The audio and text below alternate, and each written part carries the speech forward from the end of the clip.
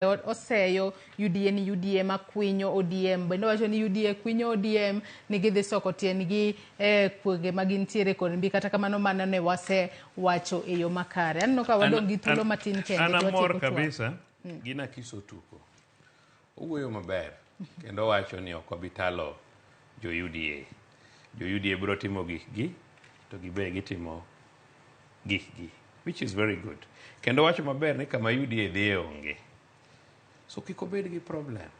Kong'e ni kama UDA dhiye onge. Beda mos. Kiko bed gi any problem.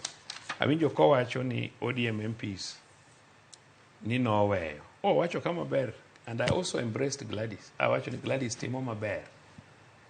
The government mondo kel development kanye Homa Bay. Kenda wacho ni mane gimwadoro ni mondo watim. Kenda wacho ni moko mowacho sama en bele Raila ka. Maga to mana mage mag yudo ticket. But kama chunye nitie gi gimotimo ong'eyo.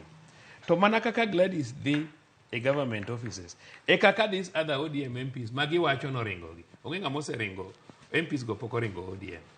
And they are like jilted lovers. Mar ariyo e wach mar family mar Jakom. An mokwongo kata mana an Owino. An gi blood relation gi Jakom. And I have no problem absolutely kode. But wanyalo differ in opinion. Ma is normal. And I say bedo ngama supporte. Kata mana maybe what we've done together in my own secrets before. Mwasetimo together maybe are many. To bende an ngama noyomba siaya onge. Jakom ema no requesta. Actually no chako gorengo no requesta ni